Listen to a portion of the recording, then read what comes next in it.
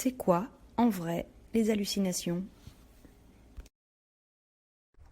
Bien que les hallucinations puissent toucher tous les sens, aujourd'hui, nous nous intéressons plus particulièrement aux hallucinations auditives. Obéis, abruti, t'es inutile, gros lard. Fais-le, fais-le, fais-le, fais-le. Non, arrête. C'est typiquement ce genre de phrase qu'entendent les personnes atteintes de schizophrénie lorsqu'elles ont des hallucinations. Une hallucination, c'est la perception sensorielle d'un stimulus qui n'existe pas. Et généralement, ce sont des voix critiques, insultantes, autoritaires, menaçantes.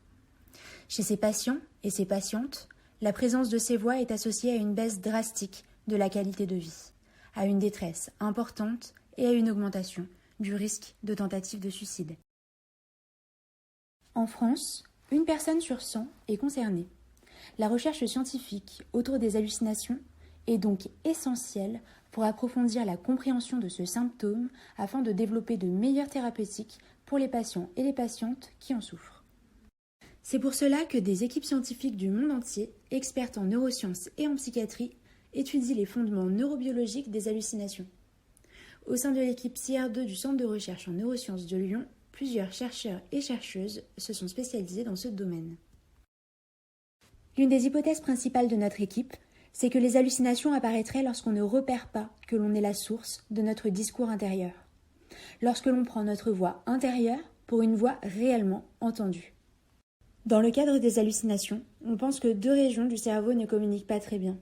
Et par conséquent, la région chargée de percevoir les informations auditives se suractive et les patients et patientes attribuent leur discours intérieur à une voix qui n'existe pas réellement.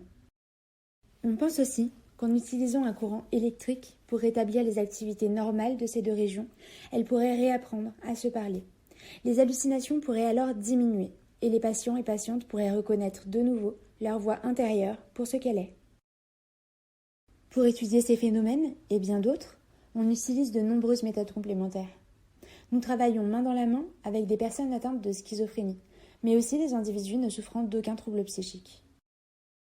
Ils passent alors des échelles cliniques qui mesurent la sévérité des hallucinations et des tests cognitifs qui évaluent notamment leur capacité à reconnaître leur voix intérieure comme telle.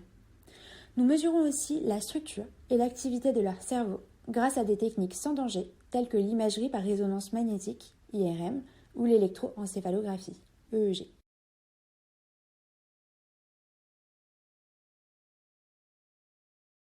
Si vous souhaitez plus de renseignements sur cette thématique, vous inscrire comme volontaire ou tout simplement nous contacter, vous pouvez nous écrire à l'adresse suivante.